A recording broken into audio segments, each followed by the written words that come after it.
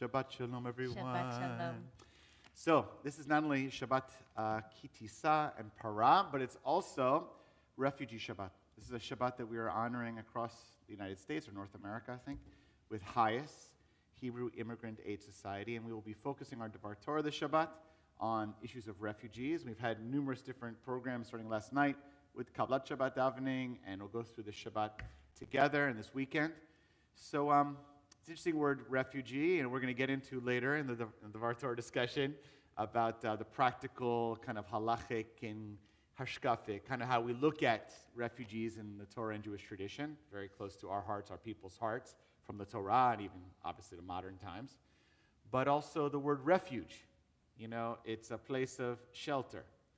And that's powerful to be here on Shabbat morning, on Shabbat in general, because Shabbat is an aspect of refuge. It's not that we completely turn away and reject the world and don't want to see it. Of course, that's not true. You want to be part of the world. But Shabbat is a place to take some refuge, and in our prayer, in fact, some refuge from what is happening all around, the swirling, and to focus on our relationship with the Holy One, with our tradition, with the Torah, with our own, where are we? Where are we at? So as we daven together, we rise first on page 103. Rabbi Chodesh Shachar invite us to kind of imagine that. How are we going to use this Shabbat tefillah, this davening, as a proper refuge for where we're at in our lives? Baruch atah Adonai Eloheinu melech haolam, asher natan l'sach bivina, להבחין בין יום ובין לילה. אמן. ברוך אתה אדוני אלוהינו מלך העולם, שעשני בצלמו. אמן. ברוך אתה אדוני אלוהינו מלך העולם, שעשני בת חורי. אמן. ברוך אתה אדוני אלוהינו מלך העולם, שעשני ישראל. אמן. ברוך אתה אדוני אלוהינו מלך העולם, פוקח עברי. אמן. ברוך אתה אדוני אלוהינו מלך העולם, מלביש ערומים. אמן. ברוך אתה אדוני אלוהינו מלך העולם, מתיר אסורים. אמן. ברוך אתה אדוני אלוהינו מלך העולם, זוקף כפופים. אמן. ברוך אתה אדוני אלוהינו מלך העולם, רוקע את המים. אמן. ברוך אתה אדוני אלוהינו מלך העולם, המכין מצעדי גבר. אמן. ברוך אתה אדוני אלוהינו מלך העולם, שעשה לי כל צורכי. אמן. ברוך אתה אדוני אלוהינו מלך העולם, עוזי ישראל בגבורה. אמן. ברוך אתה אדוני אלוהינו מלך העולם, עוטר ישראל בתפארה. אמן. ברוך אתה אדוני אלוהינו מלך העולם, הנותן יעף כוח. אמן. 122. ברוך שעמד העולם, ברוך הוא. ברוך עושה בראשים, ברוך מבוסם, ברוך עושה בקיים, ברוך מלכים, ברוך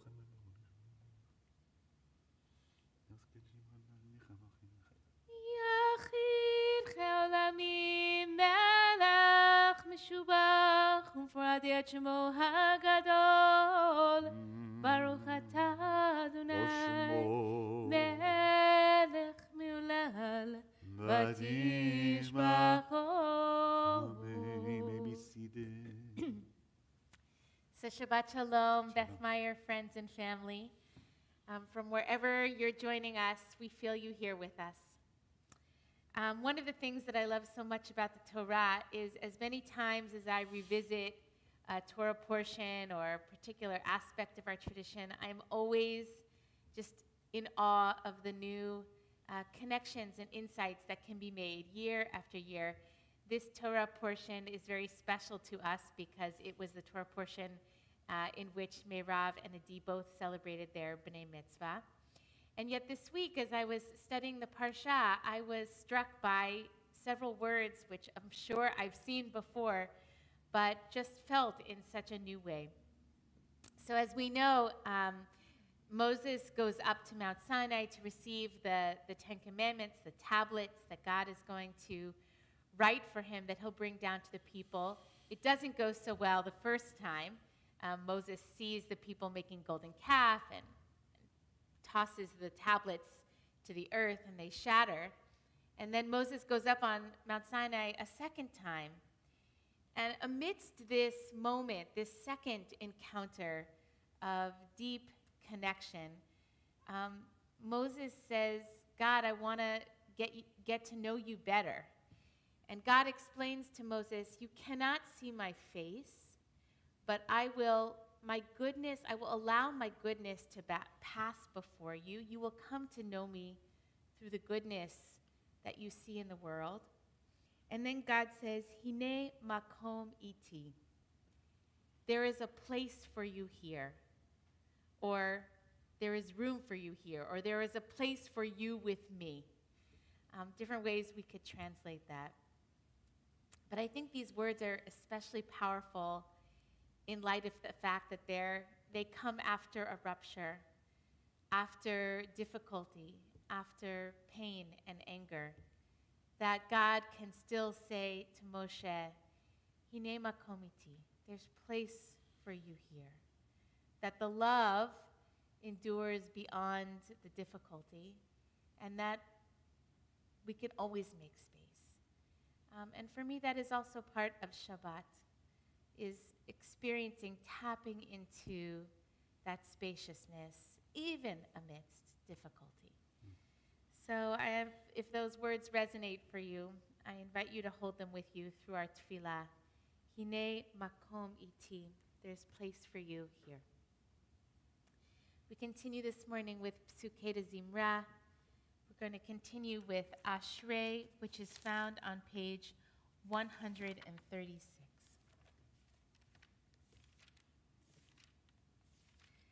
Ashrei,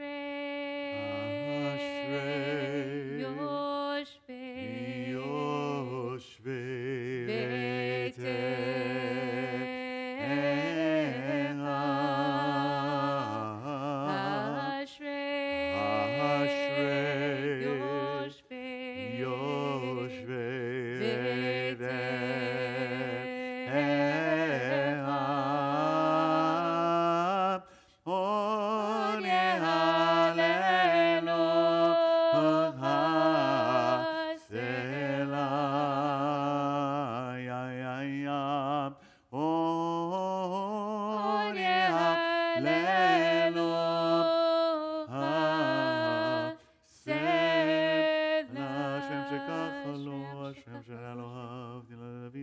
Armim Chalana Melecha, Gadol, Zecher Ratuvim, Lo Dialim Neadan Vadavim, Chamachot,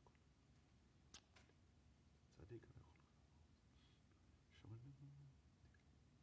Shaman, Nanu Nevareya,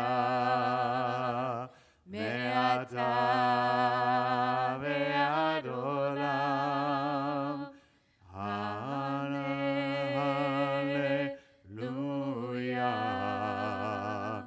Hallelujah.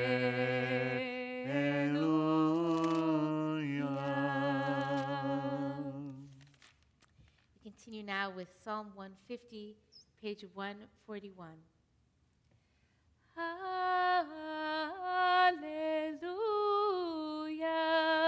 Hallelujah.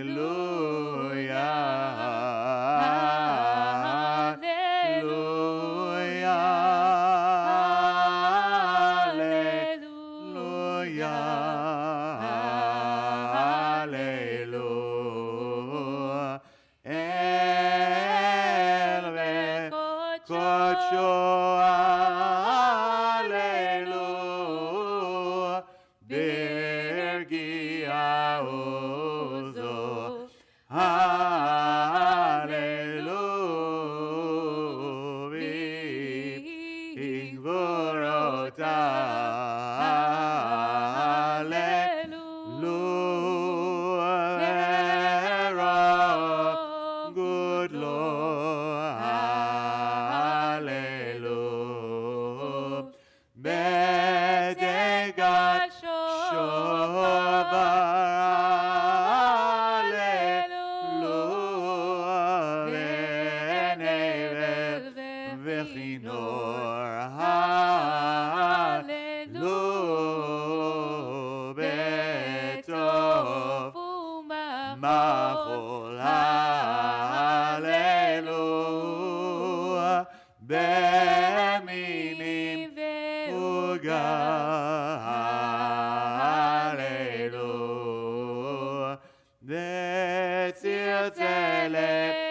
נשמה, הללו, בציר צלע תרועה, כל הנשמה, תהלליה, הללויה, כל הנשמה, תהלליה, hallelujah.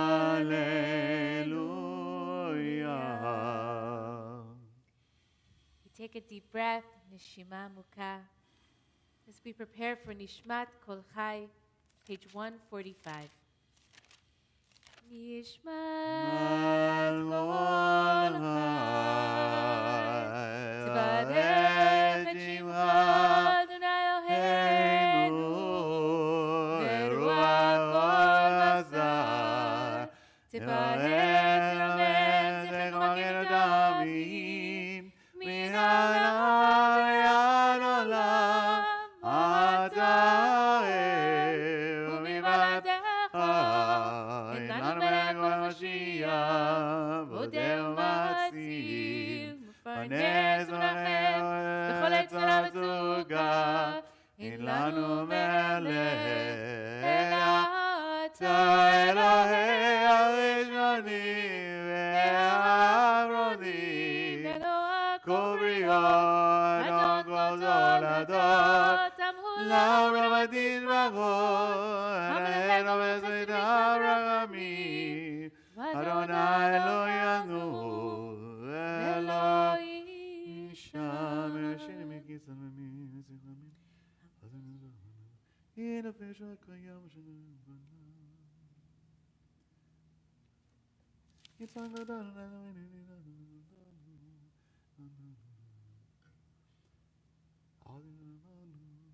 Bottom 146.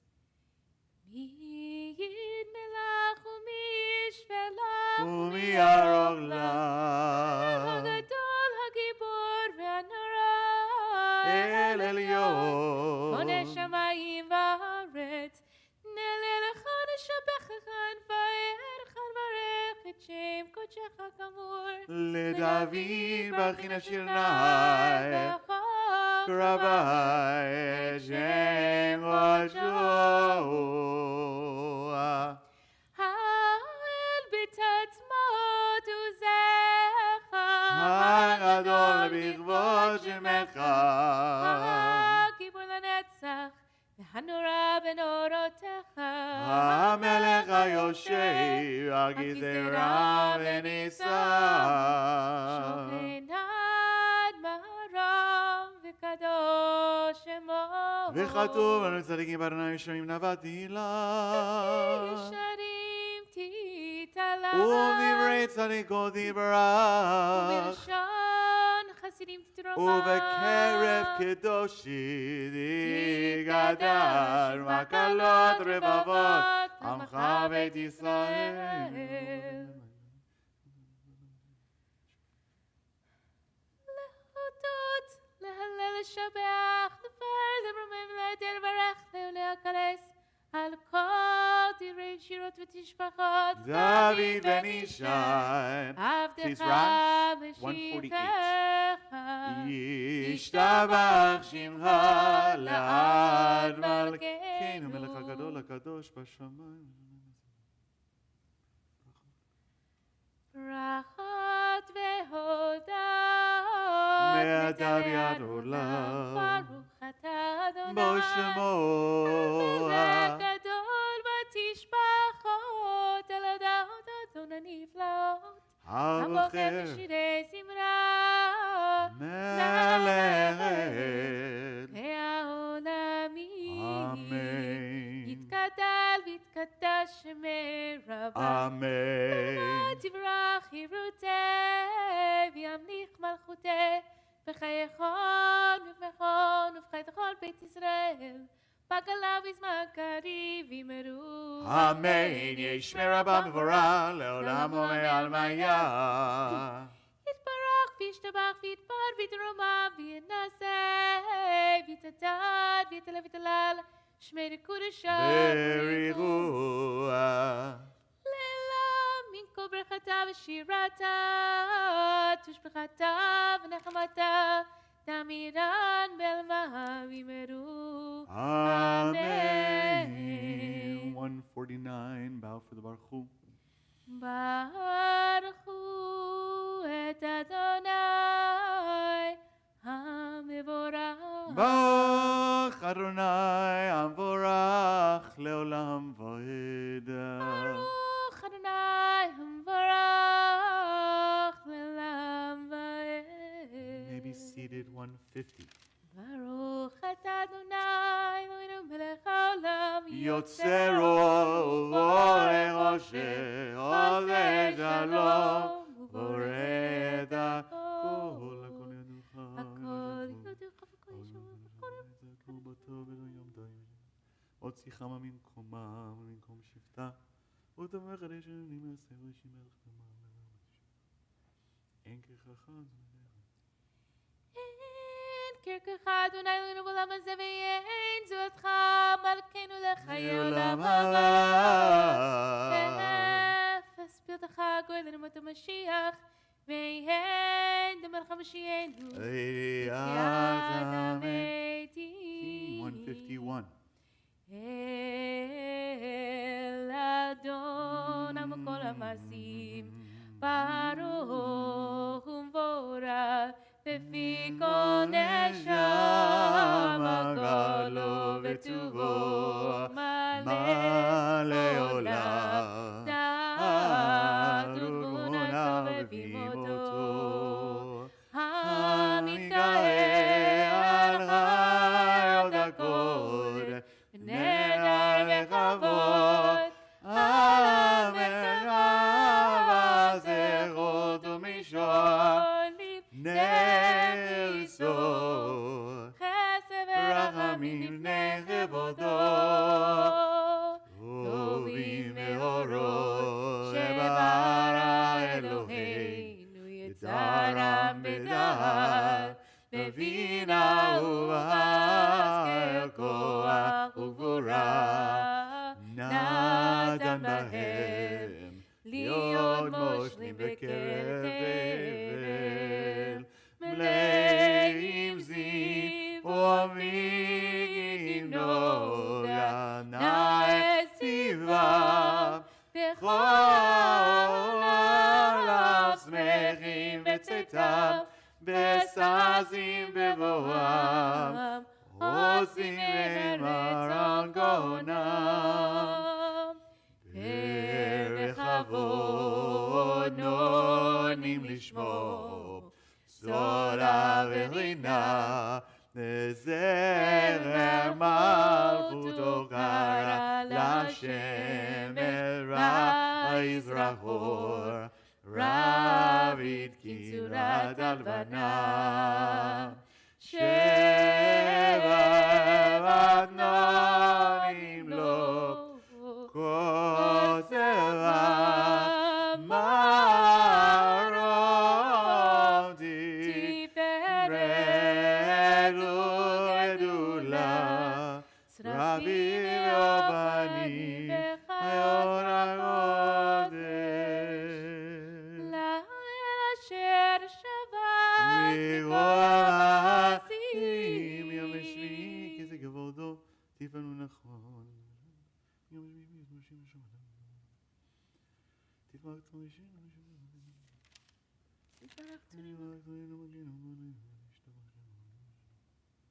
Top 153. כולם אהובים, כולם זרועים, כולם גיבורים, לכו למוסים באימה וביראה בצעקונה ועולם בוהים מהם בקדושה תורה ותורה ושירה זמרה מפרחים ושברים ומפרים ומריצים ומקדישים וממליכים את שם האל המלך הגדול הגיבור בנורא הקדוש הוא עולם מקבלים עליהם אור מלכות שמיים זה מזה ונותנים רשות זה לזה לזה להיות להיות רב בנחת רוח רוח בשפה ברורה ויהי ויהי נימה קדוש העולם כאחד עונים ואומרים ביראה קדוש קדוש קדוש אדוני צבאות מלוך על הארץ כבודו ניר לחיות הקודם ורעש גדול מן הסים לעומת צרפים לעומת המשבחים אומרים ברוך כבוד אדוני ממקומות אל ברוך רימות אל חי וקיים זכר שבת נכון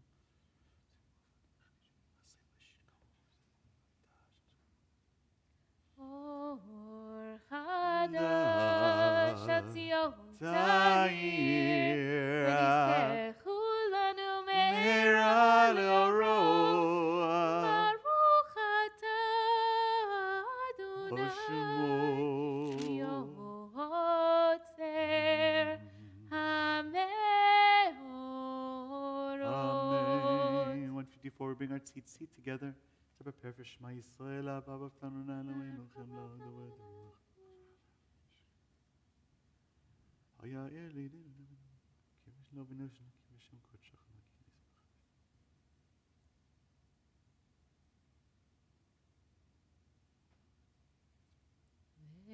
וקרבתנו לשמך קדוש אלא באמת להודות לך ויחדך באהבה ברוך אתה אדוני Baruch Shemo. הבוחר בעמו ישראל מאהבה Amen.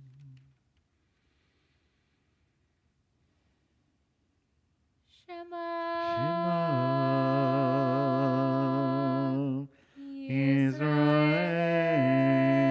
Israel, Adonai, Eloheinu, Adonai, Echad.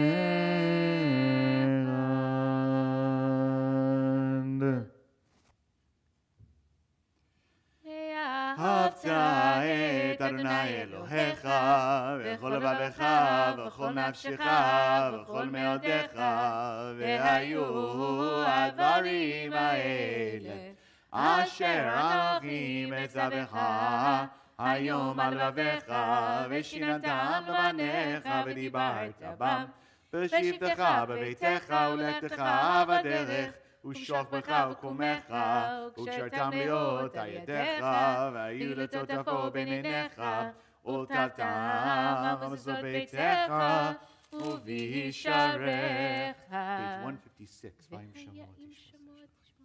לאהבה את אדוני.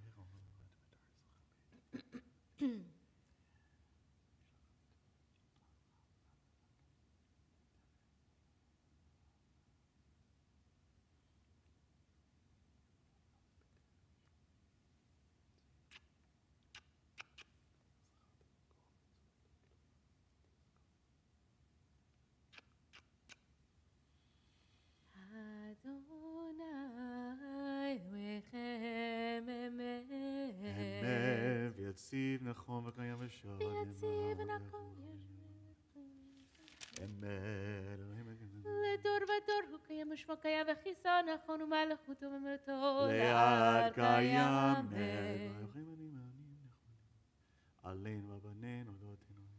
אמת שאתה אדוני אלוהינו ואלוהי אבותינו ואמותינו מלכנו מלך אבותינו ואמותינו גואלנו כל אבותינו ואמותינו יוצרנו צור ישועתנו עודנו מצילנו מעולם שמך אין אלוהים זולתך עזרת אבותינו ואמותינו אתה הוא מעולם. אמת Middle 158. תהילות לאל עליון ברוך ומבורך, משה ומרים בני ישראל, לחנו שירה בשמחה רבה, ואמרו כולם. מי כמוך בנים אדוני, מי כמוך נדר בקודש, נורא תהילות, אוסף אלה. שירה חדשה, שבחו גאונים לשפע שפת הים, יחד כולם הודו והמליכו, ואמרו אדוני ימלוך לעולם ועד. צור ישראל, קומה בעזרת ישראל, עובדי עמך, יהודה וישראל, גואלנו אדוני צבאות שמו, קדוש ישראל, ברוך אתה אדוני בשמו. קהל ישראל. Our feet together, the arc towards Yerushalayim, pages 159 through 161 together. Rest us done silently. And invite you in your prayers, your private, silent prayers too. Perhaps imagine this refugee Shabbat. Perhaps imagine back to feelings of what does it mean in your life when you felt fleeing, or in your own family's history, fleeing, or you're sensitive to it. And perhaps what is a special prayer you could offer this Shabbat? Not necessarily having to ask for something. What does it mean to identify and to offer up to God a prayer that recognizes and feels what it feels like to have the refugee inside of ourselves, the refugee inside of our heart? What would be the prayer of the refugee we might offer this Shabbat? So 159 to 161 together, the rest is done silently.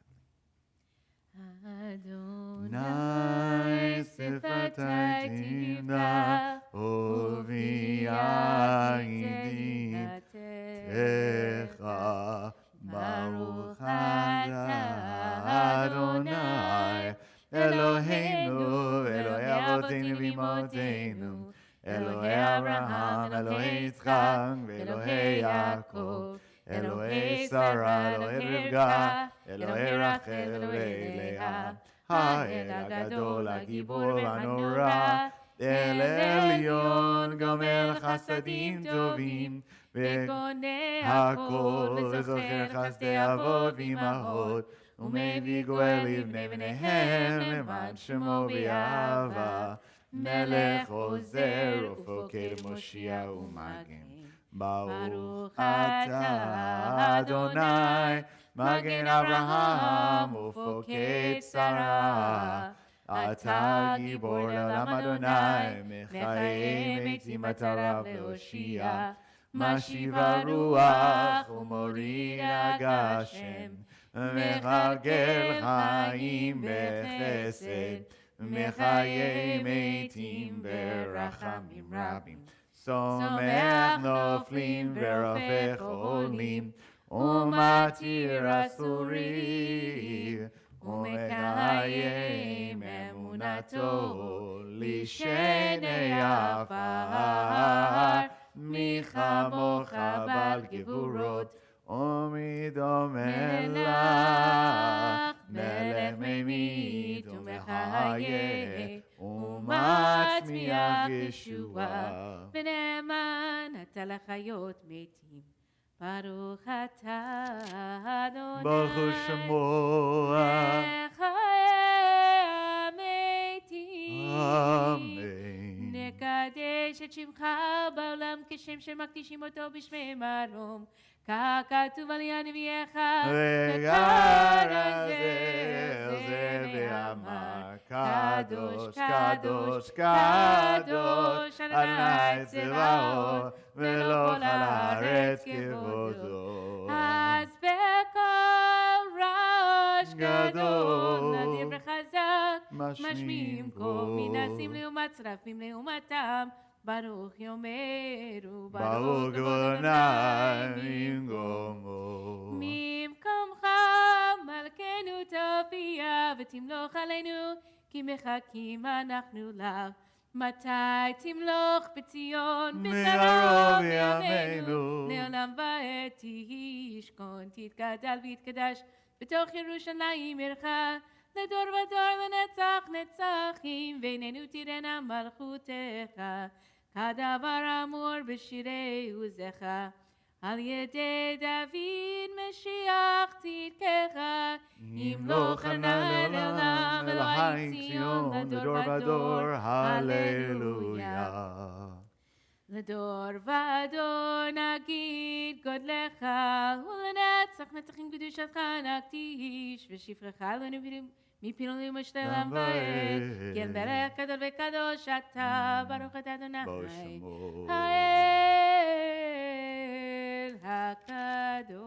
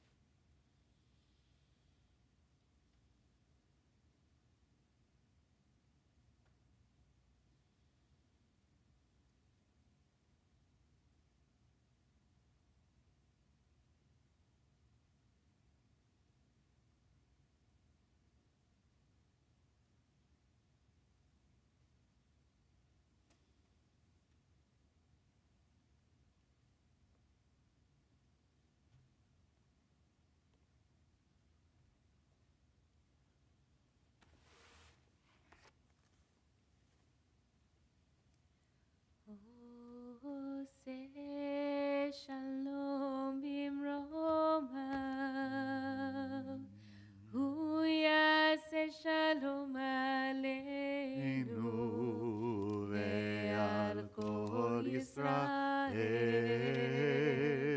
ועל כל יושבי תבל, ואמרו אמרו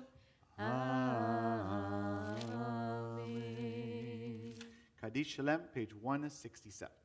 יתגדל ויתקדש מרבה, אמן. ועלמא דברה חירותי וימליך מלכותי, בחייכון ומכון ובחיית כל בית ישראל, בגלה ובזמן קריב ויאמרו אמן. יהי שמרה במבורא, לעולם ועלמא יתברך. יתברך וישתבח ויתפאר ויתרומם וינשא, ויתהדר ויתעלה ויתהלל שמי קודשה בריחו. לילה מכל ברכתה ושירתה, תושבחתה ונחמתה, דמירן בעלמה ויאמרו אמן. תתקבץ לותן ואותן לכל ישראל, קדם אבוהון דבישמעיה ויאמרו אמן.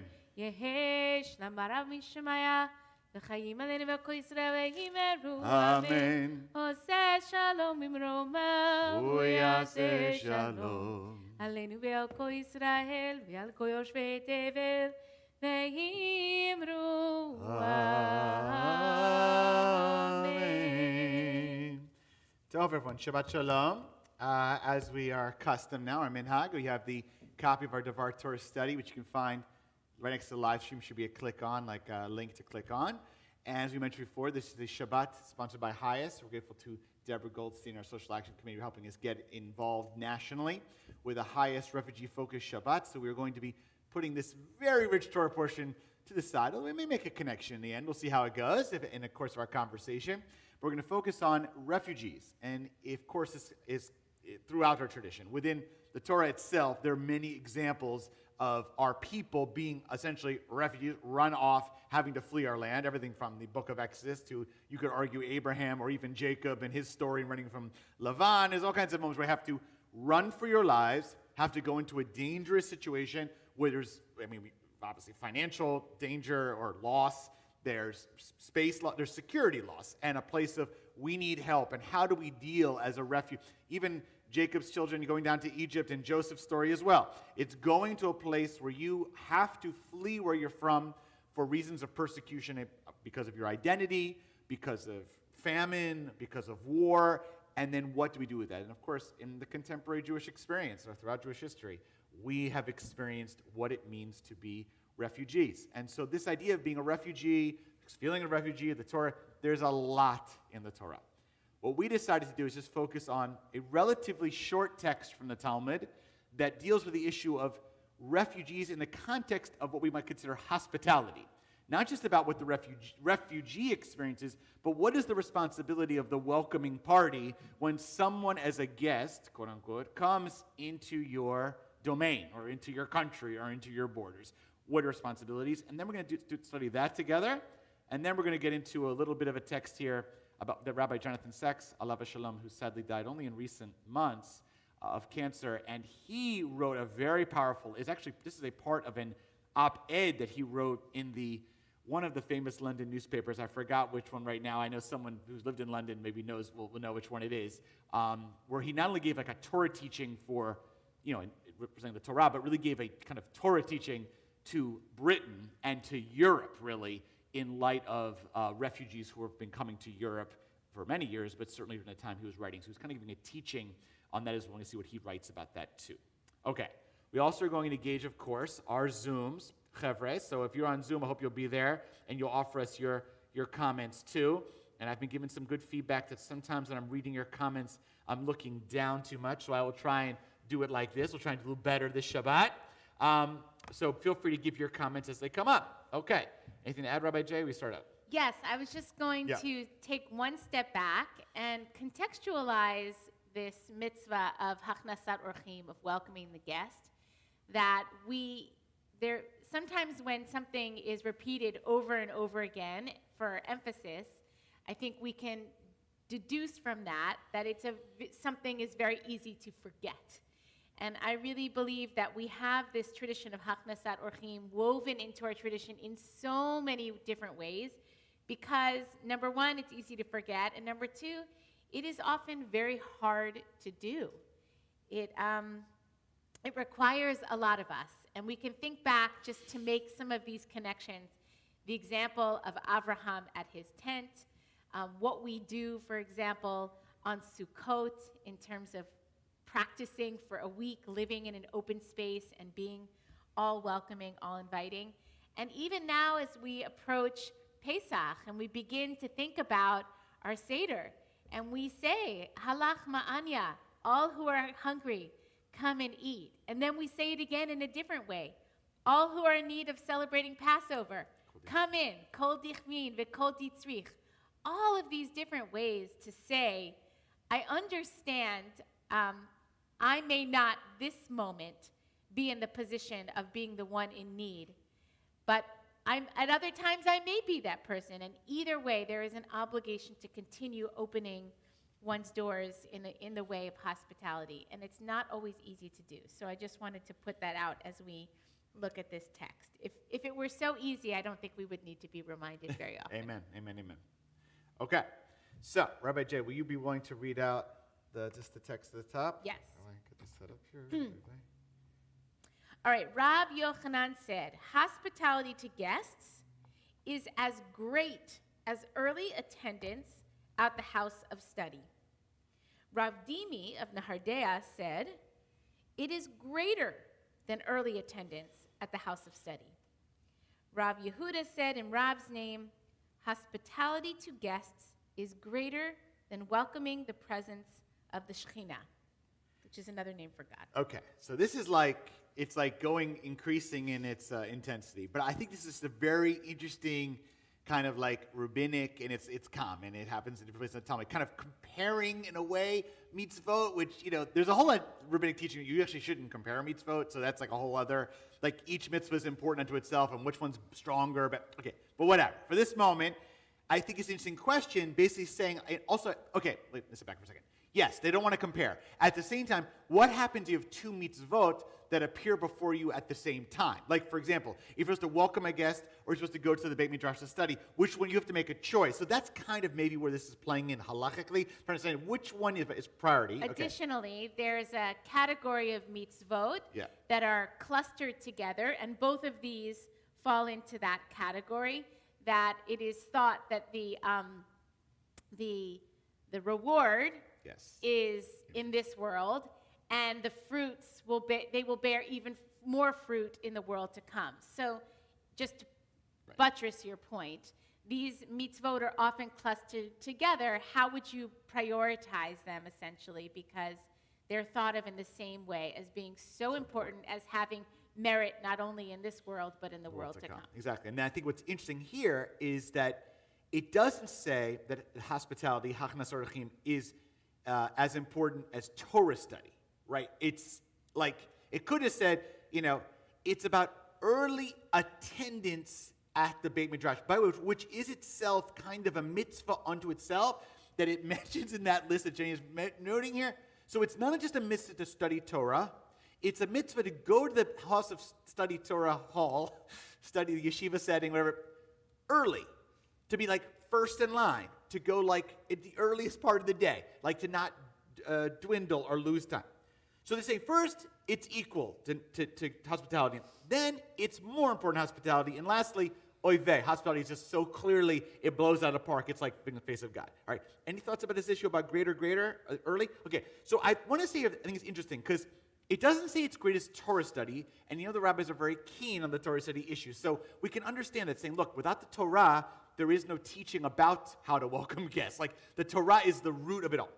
But if you're going to come early or potentially have to delay when you go to the house of study in order to welcome people, then in a sense, what I would say is they're saying people are more important. God's images are more important than being early, or might even say being on time, right? One of the tensions in life, I know, especially in like our profession, where we're often trying to meet people where they are and be 100% present with people. I mean, I hope we do this. But at the same time, we also have to run a little bit by a clock. This comes up to me a little bit sometimes. Some people have said to me, "How long does a funeral take, Rabbi?" The truth is, I'm not good at knowing, because I'm so into it, or like a wedding. It's like, I don't know. But of course, after doing it for 20 years, I have a basic sense, of how things are going to happen. And yes, I have to schedule my day. I need to determine. But on the one hand, though, like when a funeral occurs, and I know Jenny said, we block everything.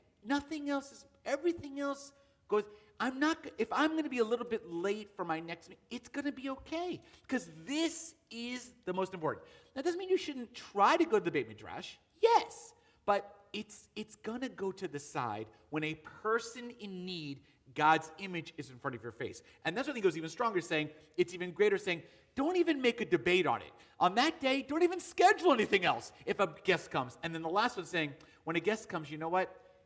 Schedule, life, die, the whole thing's gone because there's nothing more important than greeting the face of God. So just kind of let go of all the mitzvot at this point.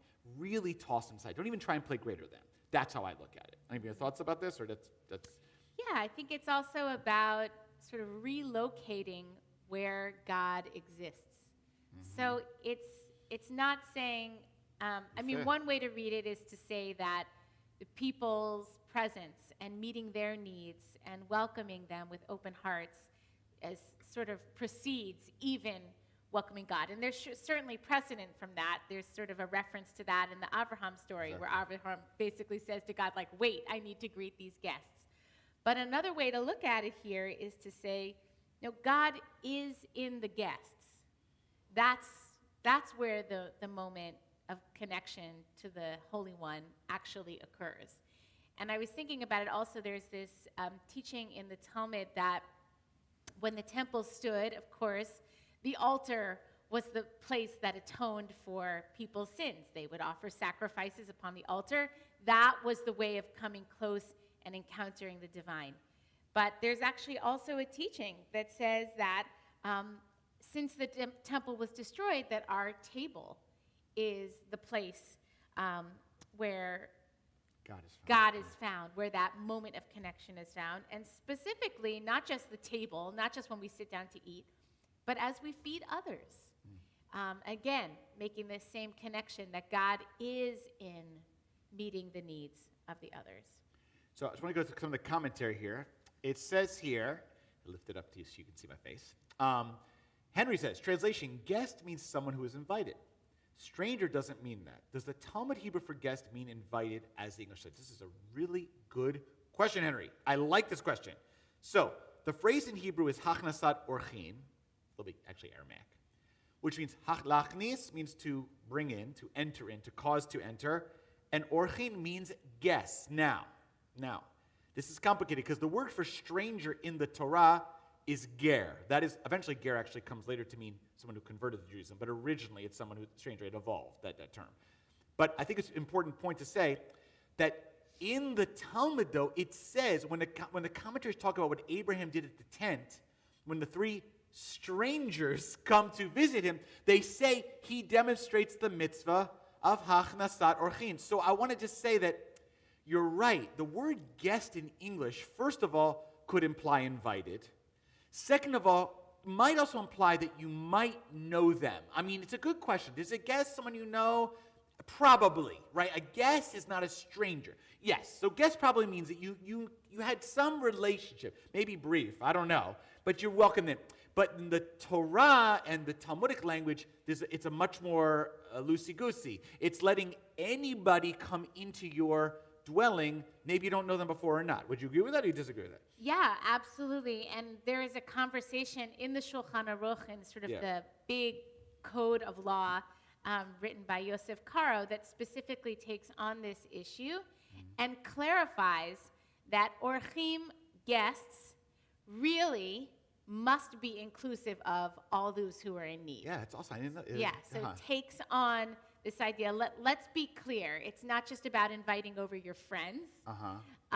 That what's really being addressed here is those who are in need. Sounds like a Danny Siegel Torah. It's very much in Danny Siegel. So that's a great question, Henry, but also the nuance in English and Hebrew is more complicated here.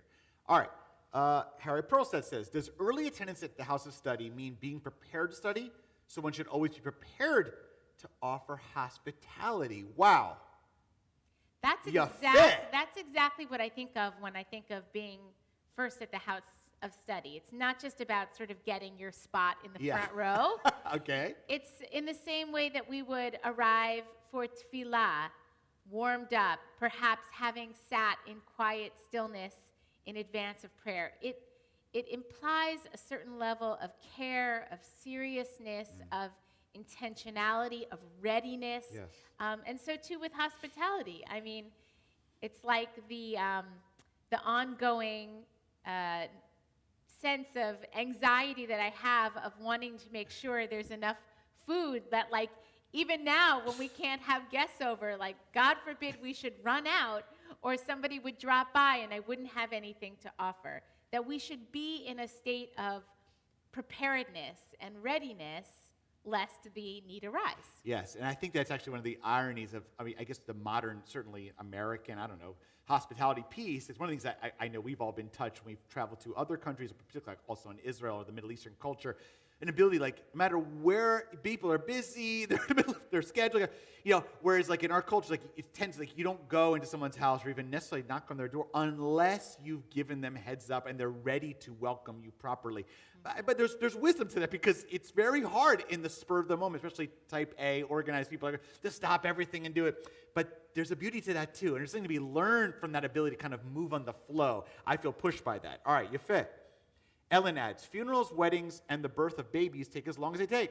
You shouldn't rush them, but take the time to be present at the event. Amen. That's be present for the event moment. Amen. I totally agree. I guess I don't want to offer that I disagree. I'm just saying, like, that's the tension, though, is let's say it's your job. I'm just going to say, like, thank God, here in Raleigh, our funeral homes, this has never happened. But I have done some funerals in Florida, and sometimes I feel like the Florida, God forgive anyone who's a Florida funeral homer, sometimes will say to me, Rabbi, we got another one coming at 2 o'clock. Can you hurry up, please? And I'm like, we hurry up, please. But, Florida has a different cultural dynamic than here in North Carolina. So, but look, they're doing a business. They have people coming. How do you organize a schedule at the same time with the holiest matters that happen? So I think this is saying, to Ellen's point, now, you know what? There's certain things you should toss the schedule out the window. That's important. Other hand, this is the tension. All right.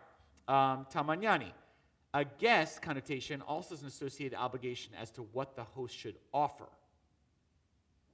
So a guest connotation also is an associated obligation as to what the host should offer. What do you mean by that? I think the implication is that, like, just as Abraham offered his choice meats, his nicest things, that there's an, I think that might be what Tom, do you want to implying. clarify a little bit, or are we getting it right? The idea being that You don't offer bare minimum. right, you don't offer bare minimum to the guest. You give them something special. You give them your love and respect as well as something you appreciate from them.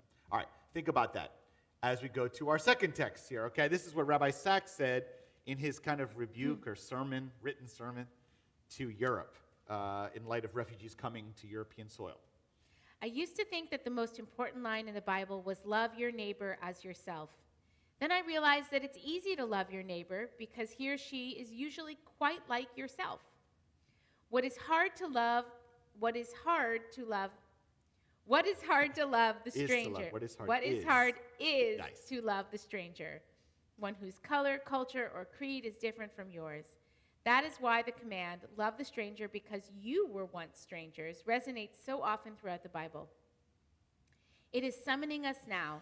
A bold act of collective generosity will show that the world, particularly Europe, has learned the lesson of its own dark past and is willing to take a global lead in building a more hopeful future. Wars that cannot be won by weapons can sometimes be won by the sheer power of acts of humanitarian generosity to inspire the young to choose the way of peace instead of holy war. First of all, just the profoundness of a rabbi writing this in Europe, and a rabbi who was very well respected not only in Britain, but really, well, across the world, you might say, but certainly in the European context is quite profound. I love how basically he gives his own take on which mitzvah is greater, right? Like we get in the beginning part, that's why I brought this text as like a parallel, or I brought this together, is that the early one's kind of saying, which is greater, early attendance of Beit Midrash or hospitality? He's saying basically, he thought love your neighbor as yourself was the highest mitzvah, makes the most important mitzvah, most important line.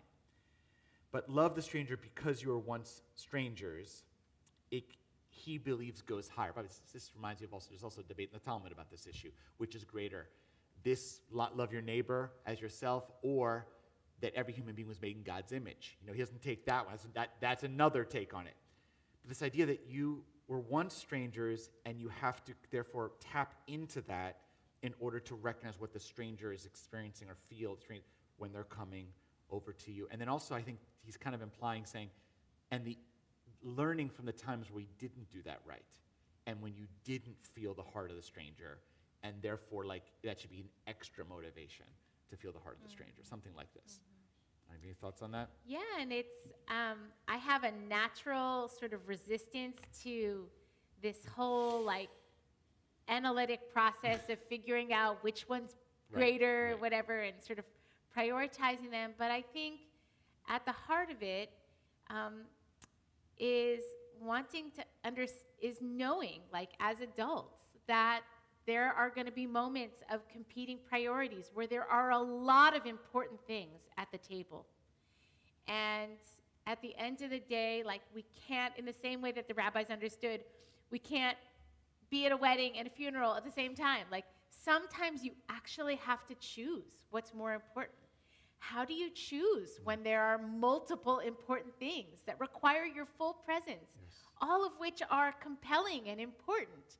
And they're trying to help us, and Rabbi Sachs here in this, with this particular nuance, trying to help us see that what is being asked of us is a kind of generosity of spirit that is difficult, that is at times unnatural to prioritize. Right, and not yourself, right? I think it's That's it. exactly the love your neighbor as yourself. It's funny because when we've given drashes about this a million times. That line, usually I've given the drash, so you have to love yourself. Let's focus on a self-appreciation, and that if you don't have as a foundation, you can't even love others, or you cannot love others, which is a very profound true. idea. Right. But he's actually saying, you think that's tough? What's even tougher is loving a stranger. You think it's tough to love yourself?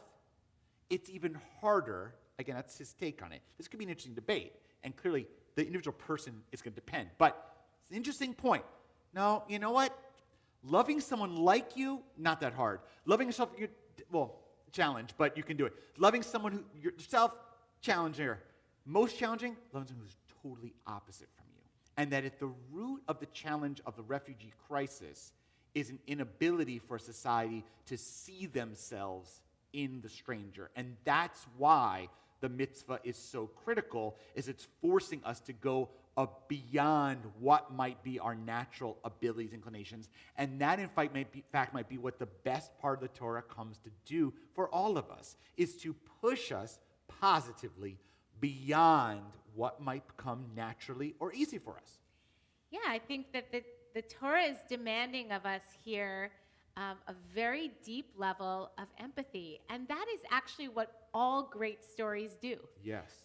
When we think about the pedagogy of reading to young children, and we talk about learning empathy and moral education that starts at a very, very early age. Part of what happens is you feel for somebody else other than you, somebody else's story. I was struck by this really powerfully.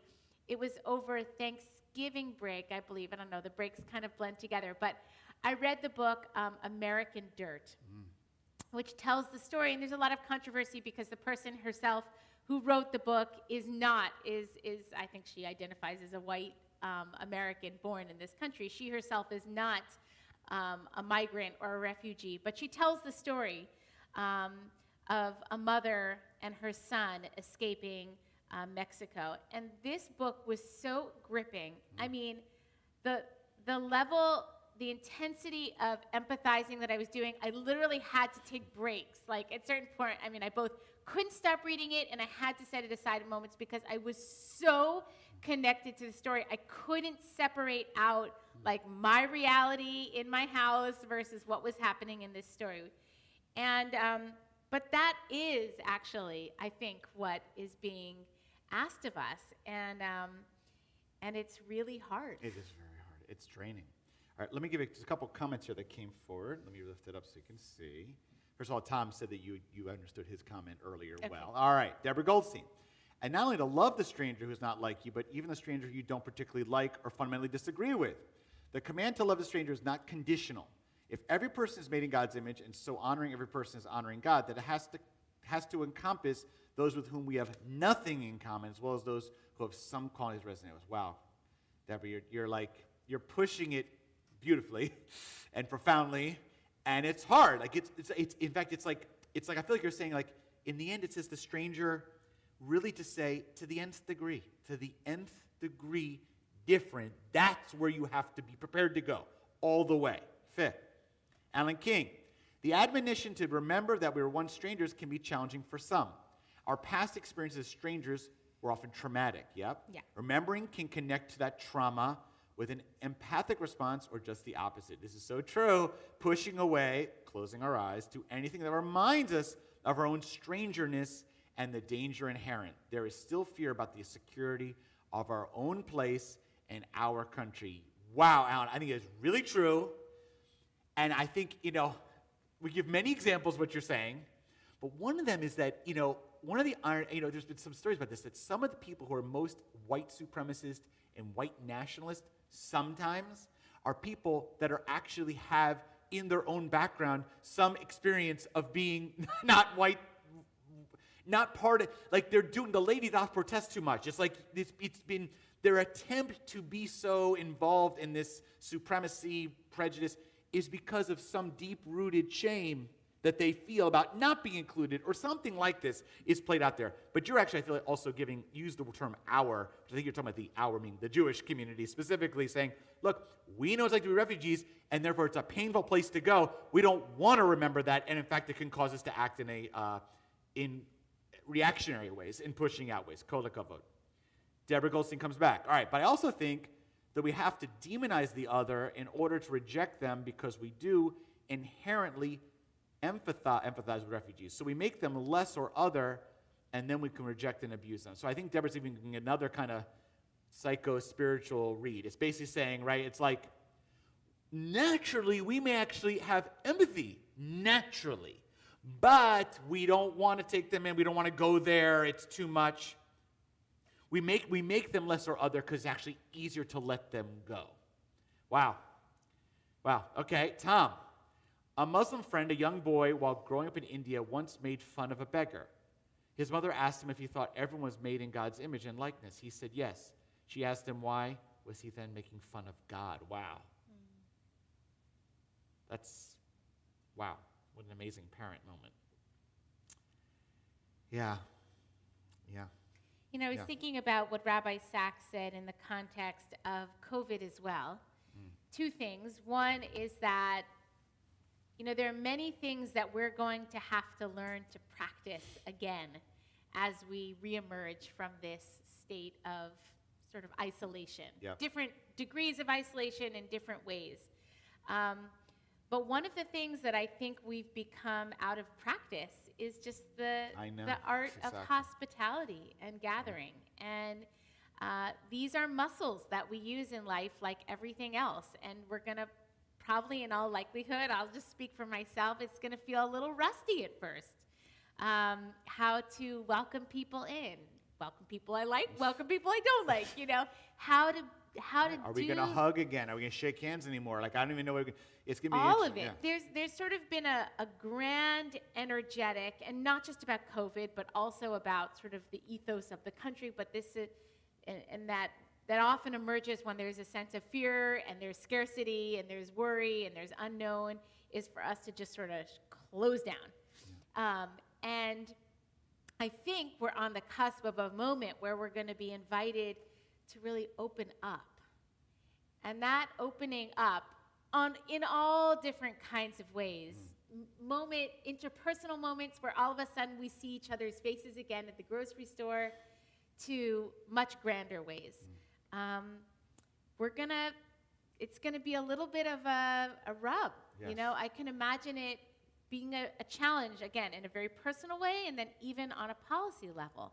And when I think about what Rabbi Sachs is saying here in terms of a bold act of collective generosity, we're talking about across the world. And I think about the science of how we're going to move out of this pandemic, and that a big part of it is sort of the race to vaccinate as many people as possible before these variants sort of go so wild that the vaccines no longer cover the variants. And we can't, this is what the scientists are telling us, we can't just do that in America. Right, exactly. Like, we can't just get herd immunity in America and then not worry about anybody else in the world and expect that these variants won't do what they're going to do. Such a spiritual teaching. And then, like, we can't travel. Like, there's no doing this alone. Right.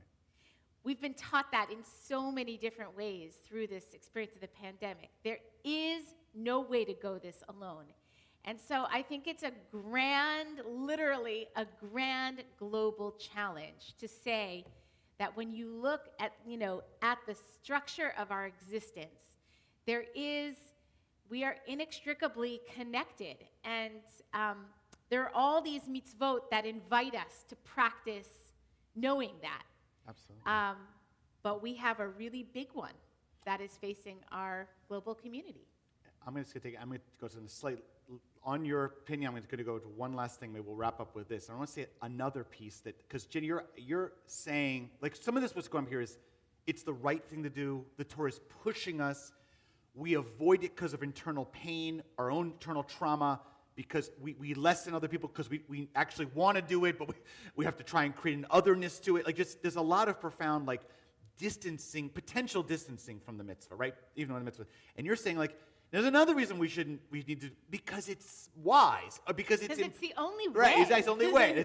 It's like it is actually our survival. It's our survival. And I'm going to go even farther on the self-interested. Okay, so we gave this, like, it's not in our interest, but we do it anyway. It's the right thing to do it anyway.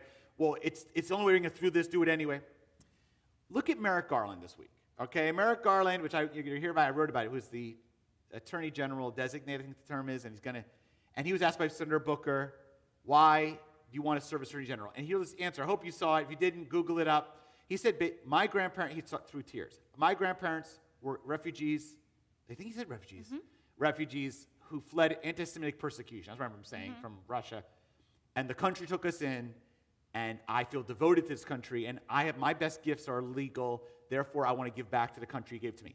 And that's what I want to say is, how many times has our country benefited from refugees who end up becoming tremendous contributors to society? One of the great sadnesses of certain news outlets, unmentioned, is the emphasis on every single refugee or immigrant who's done something wrong. Of course there are. I'm not denying that. But what about the ones that have given the most, one of the founders of Google, okay, like how many refugees, how about there was an amazing story this week about the congressman from Colorado whose parents fled Africa, Nagezi, he was one of the impeachment managers. He was interviewed this week. I heard it was amazing. He said he heard Merrick Garland speak, and he identified with, because his parents were refugees, I think somewhere in East Africa. I don't remember the story. It was amazing. He's now going to law school. He's a congressman. That's my point, is that also refugees, if done right, they become the best Americans. So we not only benefit because we have to, but we benefit because we get kind of this amazingly committed person who ideally feels committed and welcomed and therefore wants to go give back. So we get people that in some ways become the most patriotic. Many serve in the military. It's unbelievable. So it's in some ways a self-interest to welcome the refugee or the house properly to help integrate into our society, become stronger in our society too. Those are my comments. Anything less to say, Rabbi Jay? They are us. We are them. Exactly. All right. Let me just see if there's any last comments from our chevra. All right. I think we wrapped up here. Okay. Shekoach, everyone. Kol hakavod. We're going to wrap up our discussion with that. We now are going to work towards a Misha Berach. We're going to invite all to please rise. And as we offer this Misha Berach,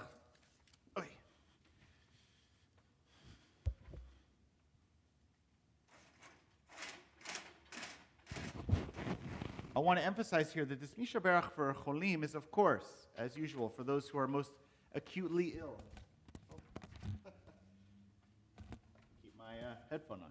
Acutely ill. Those, sadly, who are struggling with ailments of various kinds, both on the, in the physical sense, those with cancer, those who are struggling with illnesses, or even just waiting for diagnoses. And also on the internal, on the heart, on the soul.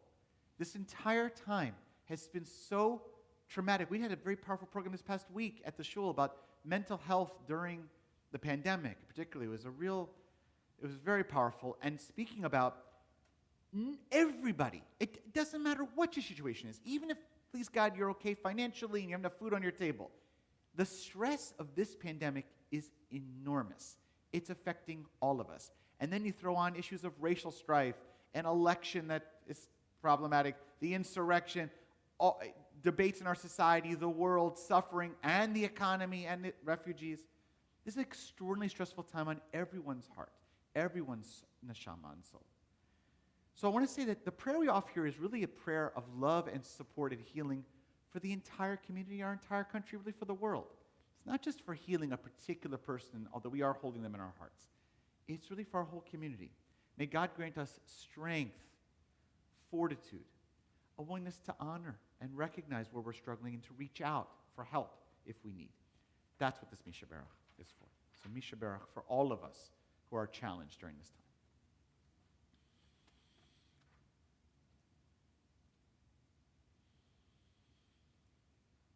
El na Revana la, El na Revana la, El na Revana la, Refuah shelema, El na Revana la, El na Revana la, El na Revana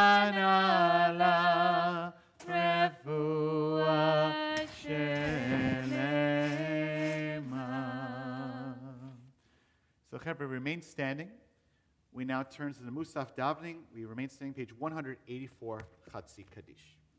יתגדל ויתקדש מרבה, אמן. יאמר דברה חירותי, וימליך מלכותי, בהייכנו יומך וחייך בית ישראל בעגלה ובזמן קריב. אמן. יהי שמרה ומבורא לעולם ועד מעיין. יתברך וישתבח, ויתפאר ויתרומם, ויתנשא ויתהדר, ויתעלה שמי קודשה, ברוך להאמין כל ברכתה ושירתה, צור וחטא ונחמתה, תמירן ועלמה ואימרו. Amen. Chevra, Musaf Hamidah, pages 185 to 187 together. The rest is done silent.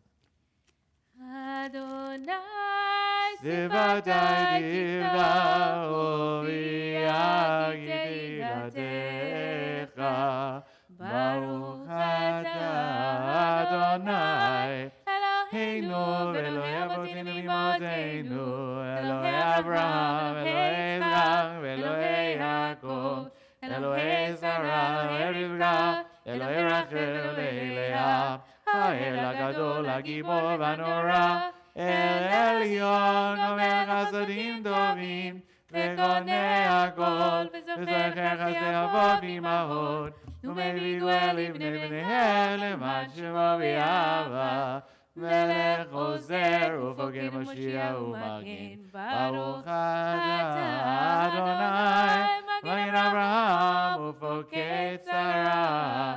אתה גיבור לעולם אדוני, וחיי מתים אתה רב להושיע, משיב הרוח ומוריד הגשם, מחגל חיים בחסד, וחיי מתים ברחמים רבים, סומך נופלים ורבה חולים, ומתיר אסורים, ומקיים אמונתו, שני עבר מרמוך בעל גבורות ומדומה לה ולממית ומחיה ומצמיח ישועה ונאמן אצל החיות מתים.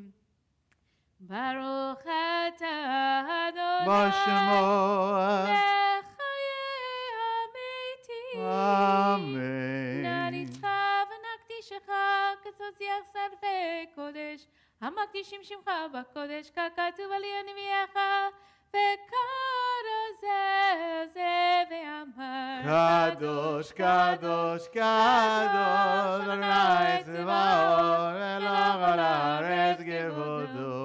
כבודו מלא עולם, משרתיו שואלים זה לזה, האם יקום כבודו לעומתם, ברוך יאמרו. ברוך כבוד אדוני ממקומו. ממקומו הוא יפן ברחמים, ויחונם המייחדים שמו, ערב ובוקר בכל יום תמיד, פעמיים באהבה שמע אומרים, שמע ישראל, אדוני אלוהינו, אדוני אחד. הוא אלוהינו, הוא אבינו, הוא מלכנו, הוא מושיענו, והוא ישמיענו ברחמיו שנית לעיני כל חי, להיות לכם לאלוהים. אני אדוני אלוהיכם. ובדברי קודשך כתוב לאמור. ימלוך נא לעולם אלייך ציון, לדור ודור, הללויה. לדור ודור נגיד גודלך, ולנצח נצחים קדושתך נקדיש, ושבחך אלוהינו בלבוש לעולם ועד. כי אל מלך גדול וקדוש אתה, ברוך אתה אדוני. בשמו. האל הקדוש. אמן.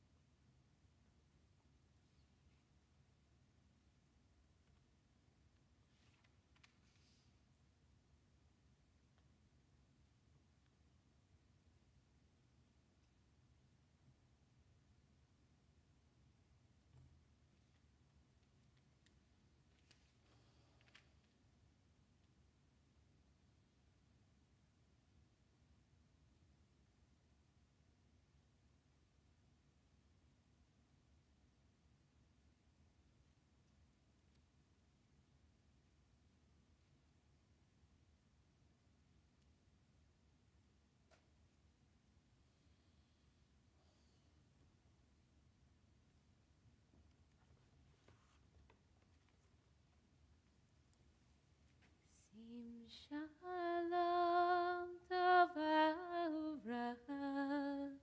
Sim shalom. Sim shalom tova uvracha. Sim shalom. Kaddish Shalem 203. יתגדל ויתקדש מרבה, אמן. והמד יברח ירדי וימליך מלכותה, בחיי חורף מכון ובחיי לכל בית ישראל, בגלה ובזמן קריב וימרו, אמן. יש מרבה מבורך, לעולם עולם והלוויה יתברך. יתברך וישתבח ויתפאר ויתרומם ויתנשא, ויתהדר ויתעלה ויתהלל שמי קודשה, בריחו. לעילם מן כל ברכתה ושירתה, תשבחתה ונחמתה, דמירן ועלמה וימרו, אמן. תתקבל צלתון ואותון תכל ישראל, קדם אבהון דיבישמי וימרו, אמן. יהי שלום ארון שמיה, וחיים עלינו וכל ישראל וימרו, אמן. עושה שלום במרומיו, הוא יעשה שלום. עלינו ועל כל ישראל ועל כל יושבי תבל, וימרו, אמן. So, Chevre, in lieu of Ein Kelohenu and Aleinu, we are going to offer this beautiful reading that Hai has provided specifically for the Aleinu. So it's kind of expansive. We'll cover both tefillot. So I know our custom is to generally rise for the Aleinu and to do a bow together. And I invite you to do so if you'd like to pray that prayer on your own, by all means. No one's stopping you. And in this creative Aleinu, which will be in English, there is a time where actually bowing is noted. So you should feel free to do along with us. But here is taking the Aleinu and turning it into a prayer that not only focuses on Aleinu, which means it is upon us. That's what Aleinu actually means. Al-enu. Al means on, and Aleinu, enu, means us. So it is upon us, you'd say that in Hebrew. And they use the Aleinu to come up with a very beautiful prayer in the theme of this Shabbat. So I read the following and offer the following as a prayer. Aleinu, it was on us. It was on us from the moment our ancestors were first forced to leave home, charged with transforming their wandering into a blessing for our people. It has been on us since that wandering became encoded in our DNA. From Avram Ha'ivri, Avram the one who crossed over, to Ivrim, the Jewish people. All of us inheriting the legacy of centuries of crossing from one home to another. As our people became a refugee people, we took on the sacred responsibility to see our story as bound up with the stories of all who continue to wander. Aleinu, it was on us. Aleinu, it is on us. Love the stranger as you would love yourself, for you are strangers in the land of Egypt, God said. To advocate for a world in which the 68 million people who flee for their lives can find protection and a place to call home. To stand with those who leave nightmarish situations only to undertake nightmarish journeys, so that they may exercise their legal right to find protection in these United States. To cry out for the families who are separated from one another, detained without an end in sight, babies calling for parents who may never see them again, to speak up when those in power shut the doors of our country to victims of violence and persecution, to stay outraged from a place of love rather than hate, from a place of welcome rather than exclusion. These too are our obligations without measure. Aleinu, it is on us.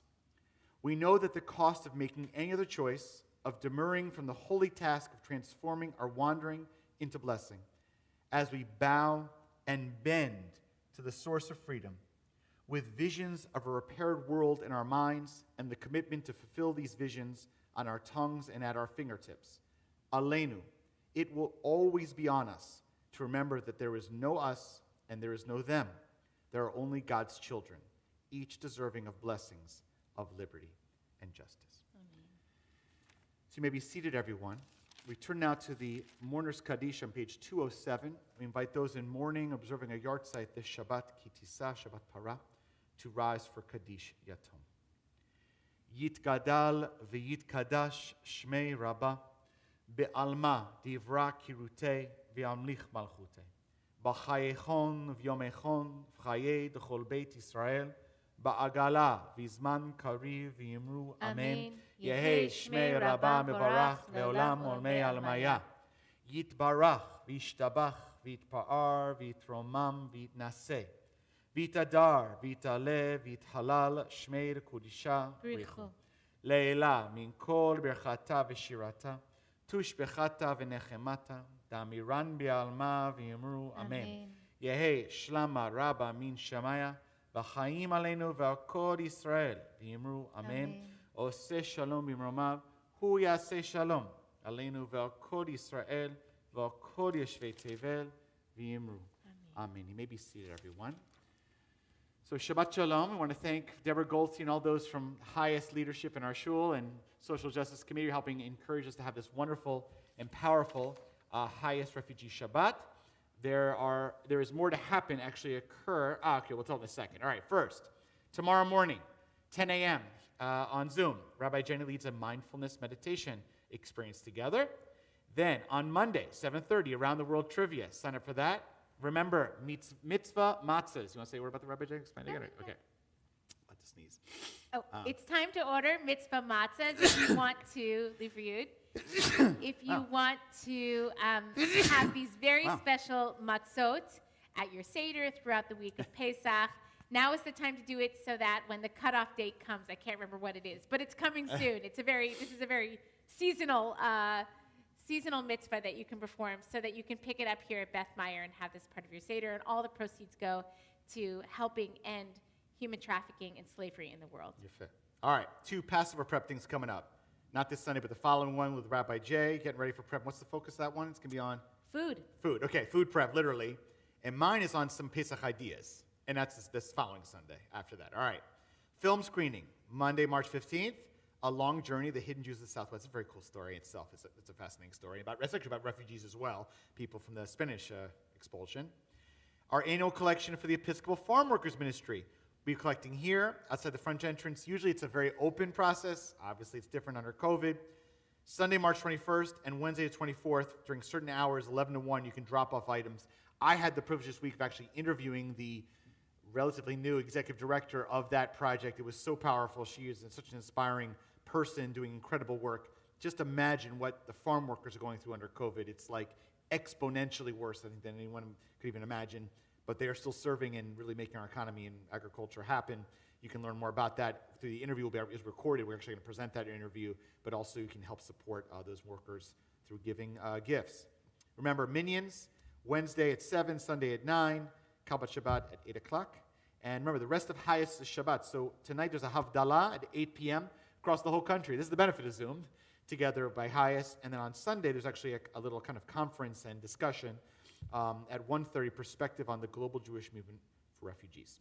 And after our service this morning, beginning at, I think the technical time is 11:30, which will give people a moment to break. Everybody who's on Zoom will continue on with a study session led by Deborah Goldstein and some other facilitators who have gathered some really beautiful and powerful text to have some Torah study. You can bring your lunch and really enjoy together. So for those of you who are already on the Zoom, you're there. And for others who may want to join in, you can do that through our website. Awesome.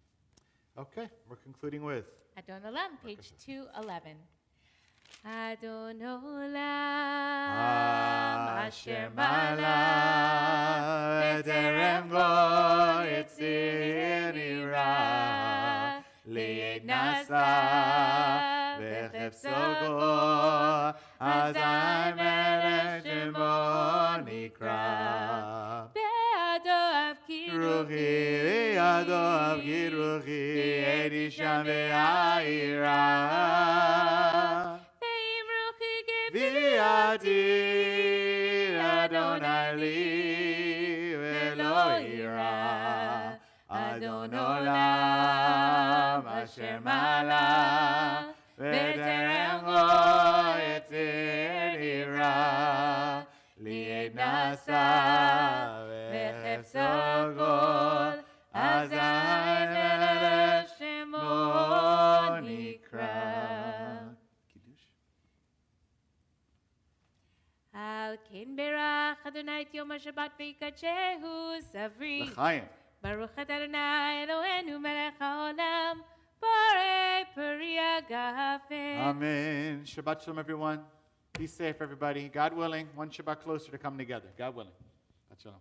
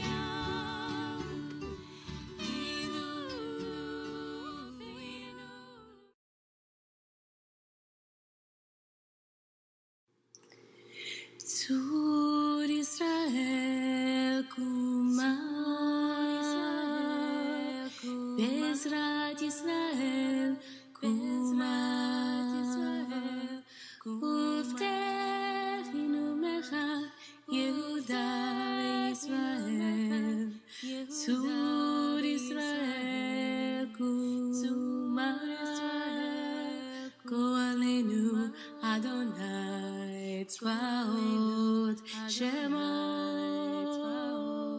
קדוש, קדוש, קדוש, ישראל, צור ישראל, קומה, בעזרת ישראל, קומה, ובטחינו ממך, יהודה וישראל, צור ישראל, קומה, גואלנו אדוני צבאות שמו, קדוש, קדוש, קדוש, ישראל, ישראל.